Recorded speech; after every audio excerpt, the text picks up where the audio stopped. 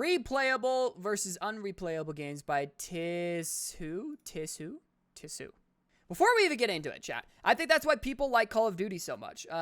We always talk about on this channel, like, oh, why would you like Call of Duty, Valorant? Like, hey, if you hate League of Legends, why do you keep playing League of Legends? Because it's replayable, dude. It's something that you can regularly play more of, and it's different every time you play it. Yeah, in Call of Duty, you're playing the same maps, you use the same guns, but you're playing against different people, you're getting better, you're regularly increasing your skill within the game. And so it is different. It's completely different every time you play it. But when you play like an RPG, I love Cyberpunk 2077, my favorite game of all time.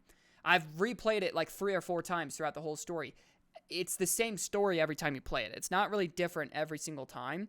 And so that's why companies are trying to shift to more of like a live service, like replayable model. Like those games, Call of Duty objectively is not a better game than Cyberpunk, but I have more hours in Call of Duty because it's so easily replayable. Cyberpunk isn't as easily replayable. In my opinion, the best games are the story ones. Oh, for sure. Without a doubt, a good story game is better than any other game, dude. It's literally better than any other game that you could play. League of Legends is better than League. It's better than COD. It's better than VAL. Like, a good story game is better. Cyberpunk is better than these games. But you can't play it as much because it's the same story over and over. And that's what kind of sucks. Good gameplay makes a game fun. Good story makes it memorable. Facts. COD better than Cyberpunk is one of the craziest takes in 2025. I won't lie. But that's okay. HowLongToBeat.com says that Resident Evil 7 takes the median player about 10 hours to finish the game. Me personally, I beat it in about 8, and my first playthrough was actually quite thorough. I wanted to collect all the powerful guns, I got a fair portion of the bobbleheads and antique coins, and I felt like I took my time without just dawdling around. But then I went back again, and again. I did challenge runs, I collected all the collectibles, played through all the difficulties, completed all the DLC, and got all the achievements. That took me about 85 hours, and Damn. I just absolutely love this game to pieces, man. Despite its linear, relatively short campaign, I've poured so much time into Resident Evil 7 that it is actually crazy. Now, let's bring our attention to the game Little Nightmares, for example. I have played through this game once, and it took me about 3 hours. And then I never played it again. It was fun, but it didn't strike me as something I wanted to experience again. Interesting. Today, we're talking replayability. Most video games are always pushing for Hollow replay Knight value, with tons of extra content bundled in the game. Sometimes I'll decide I want to 100% a game, but then I'll actually start getting at BioShock, that goal dude. and realize that the optional stuff wasn't implemented so you could experience every exciting aspect of the game, but rather just to pad it out and justify price. Just to say that you could put this much time into it. Not that anyone would want to. Hey, you could put this much time into it. Yeah, I feel like a lot of games do that. It's like, you know, they add extra length to quests where it's like you're not doing anything. You're just running from point A to point B, and it takes longer to do that. But it's so they can be like, oh, it's 100 hours worth of playability. Not really, though. It's like inflated numbers. It's like a hamburger, right? You know, most hamburgers have some sort of filler in them, whether it be breadcrumbs or an egg or something. There are some burgers that are just super lean and delicious and have next to no filler in them at all. And then you also have ones that have a decent amount of filler in them and still taste great as well. But if you bite into a burger and just taste breadcrumbs with no meat, then you have an issue. Yep. Things get more confusing when The all hell the is that different game? replayability factors are in the mix. So let's just start by establishing the single player standard. Most games with a campaign go like this. You have a main path and some side content. This could be in the form of optional missions, collectibles, extra modes, and the list goes on.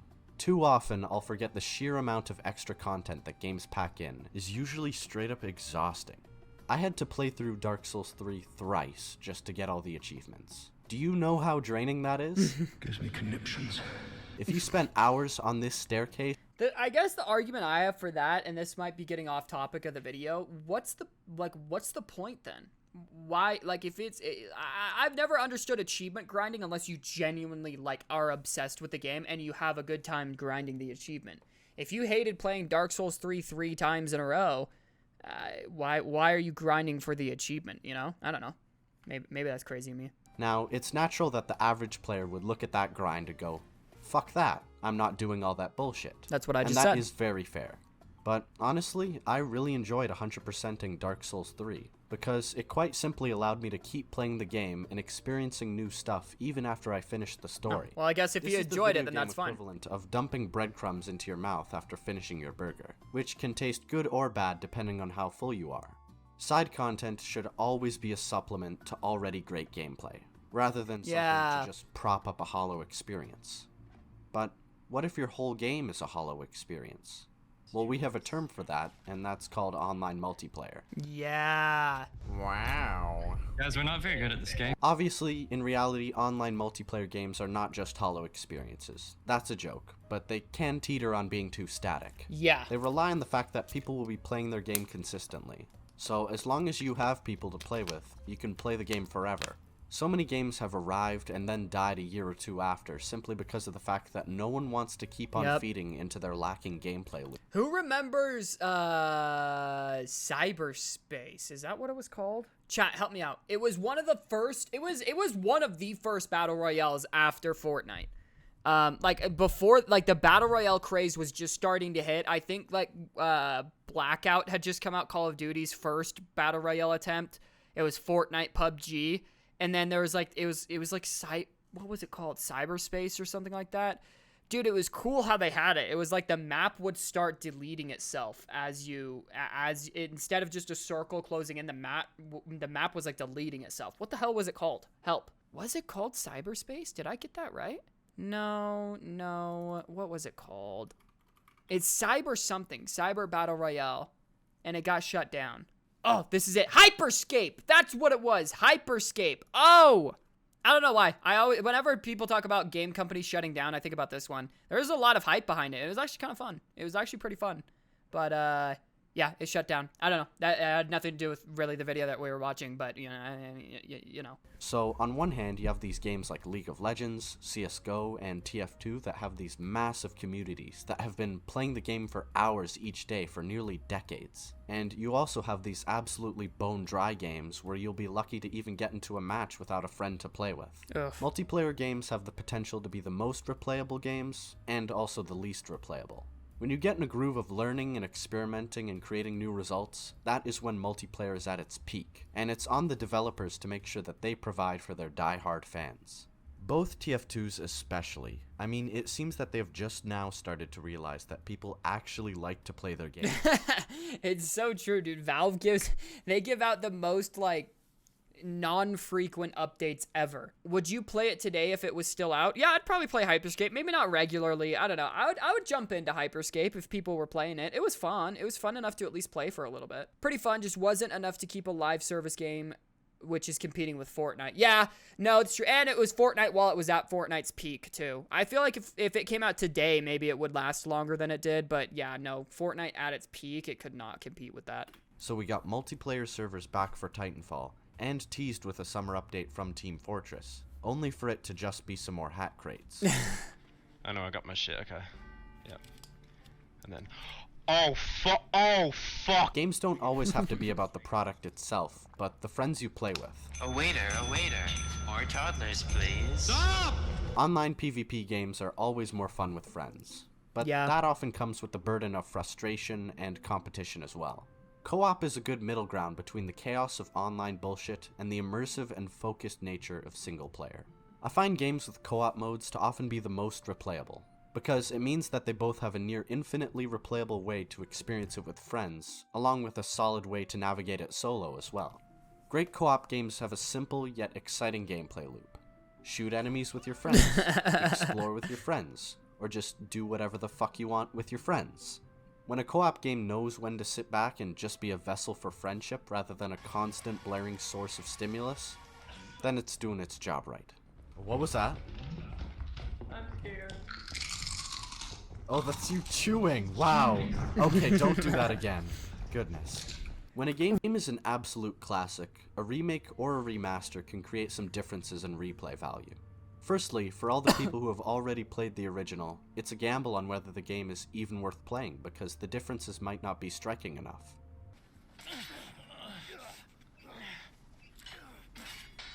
What could also be the case is that the new version is too different from the original, and sacrifices some aspects that made it fun back then. Halo CE's remaster created way too much noise on screen, which was a big stretch from the simple yet creative visuals of its previous version. Halo 2 Anniversary Edition fixed the cluttered visuals, and had beautiful cutscenes to boot. Again though, the game is just not worth paying extra for if you already own the original. Remasters usually end up being the best way to play games, whether it be because you're on a new platform, or it's just a cleaned up and modernized version of a game you already love.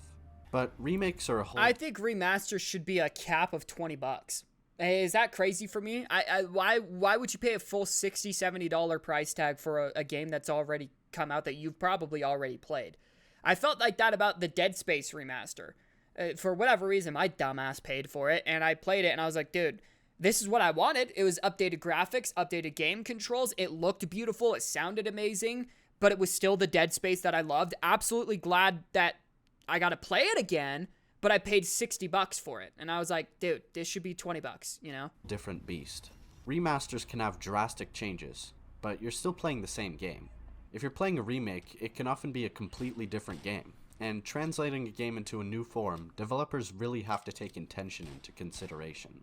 It's definitely okay to clean up some bloated parts, but there is such a thing as an overcorrection. Yeah. Overall though, remakes and remasters too can either create a new way to replay a favorite game, elevating it to new heights, or they can just make you realize why you don't go back to play those games in the first place. Yeah. Games don't always have to be replayed though. The enjoyment you receive from finishing the game can be enough, and if your memory of the game is sufficient, you don't have to go back to play it again or collect everything. That's true. A lot of games know that experiencing everything isn't the intended way to play. For the average player, massive games like Elden Ring and Red Dead Redemption 2 have just so much content that just going right to the end and stopping there will get most players a more satisfying experience. Although, with the story of these games, it is fun to go back and try and catch hints once it's over, because you'll be able to appreciate all these little tidbits of information that flew by your head when you didn't know where the narrative was headed. Story is usually the least replayable part of a game though, so skippable cutscenes is always a good option. I strongly disagree with that take. I'm sorry. I strongly disagree with that take. Here's why. A really good TV show, when you watch it, are you never going to watch it again? Ever? No. If it's a really good TV show, at some point you want to watch it again. And it's the same thing as replaying a game's story. That absolutely adds to the replay value. I strongly disagree. Now, immediate replay value, obviously, I'm not disagreeing where he says that there needs to not be skippable cutscenes. I think cutscenes do need to be skippable for that reason. I understand what he was saying, but I mean, I think he's saying that a story isn't a replayable part. It is, dude. Replaying Cyberpunk and seeing the different ways that I can go through the story, or replaying the Borderlands story, I think for me personally, that adds a lot to replay value. I think it's fun to replay a good story in a game.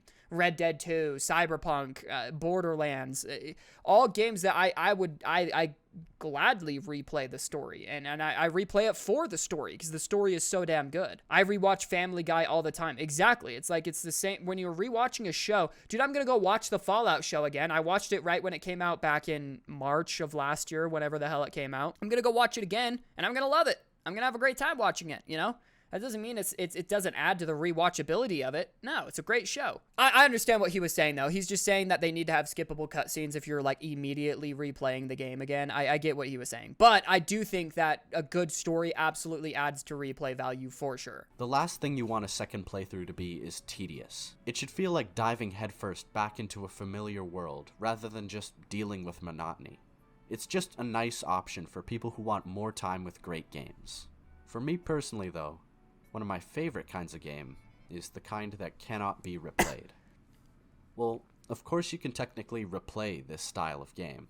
It's not like I have heard so many things about the Outer Wilds and how I absolutely need to play it. I would love to do an Outer Wilds stream with you guys. I think we need to lock in and do that because I've heard so many, and I will not look into what is so good about the game because I've heard that you can't look into it, but I need to go play it. I still love games that give you the feeling of I wish I could get amnesia so I could experience this for the first time again. Those games for me, dude, Skyrim, Borderlands 2, Cyberpunk 2077, Fallout 4, for sure Fallout 4. I love Fallout 4. I don't care what you guys say. Fallout New Vegas. Yeah. Fallout New Vegas, chat. God, I'm so glad you guys made me play that game. Fuck! That game is so good. I'm so glad you guys peer pressured me into playing that game. Damn. Anyways, what other games? What are the Division 1? The Division 1, bro. Oh, it's so good, dude. Most unreplayable games, once you load them up after beating the game, there's not really anything new to discover, because beating it usually comes through knowledge. A half step towards this would be the Soul style of games, or roguelikes, where they have traditional gameplay, but so much of the experience is about learning that progress is knowledge, and vice versa. A game that completely cannot be replayed is one that relies entirely on knowledge to advance gameplay. That's not The Outer best Worlds, two right? examples of this specific Or Outer type of Wilds? game, and probably two of my favorite games ever created, are Outer Wilds and Return of the Obra Dinn. Okay. Both of these games use mystery to an incredible effect, driving player engagement. I don't want to see. ambiguity, I want to and play this. discovery. As you keep playing, you'll learn more about how these worlds work, what clicks and what doesn't, and it's a mentally rewarding experience to finish. Of course, once it's complete, you can never experience it again. There's a few silly achievements, but they're completely separate from the main game, and more of an afterthought. To me, this is the most special type of game. Even though they're heavily curated and thoroughly tested experiences, they all feel so unique to me. All of the discoveries I made were my own, even though the games guided me towards my conclusions. I would not be displeased. if Chat, more do we games play like Outer Wilds Return of the tomorrow? Obra Dinn Is and that Outer tomorrow's Wilds, stream, Outer Wilds? because replay value can be convoluted, tedious, and inconsistent, but it also brings me back to enjoy my favorite games again. 80-hour games and 5-hour games have different levels of both content and cost, but they both have the potential to be equally fantastic games. One isn't necessarily worse than the other, as long as developers put in effort to make their games enjoyable, regardless of subsequent playthroughs, and take the time to make memorable pieces of art. I think that every single person has at least one game that they wish they could wipe their memory and play for the first time again. We were just talking And about that. Considering that it's not exactly possible to do that, replay value is a glimpse into that world. It blends the familiar and the unknown into something that lets you experience a level of fresh content before you become too acquainted with the whole game. A lot of games benefit greatly from replayability, and a lot of other games know when to stop and leave you wanting more. But regardless, when those credits roll, a great game will have you thinking, I want to do that again. Damn, that was a great video. That was a great video. Tissue. Yeah, tissue. Yeah, maybe we need to play the Outer Wilds, chat. Now, the replayability of video games is kind of a strange one, especially when you talk about multiplayer games, because, like, dude, the games we spend the most time playing, we probably don't like that much. I know that's the case for me. But great video.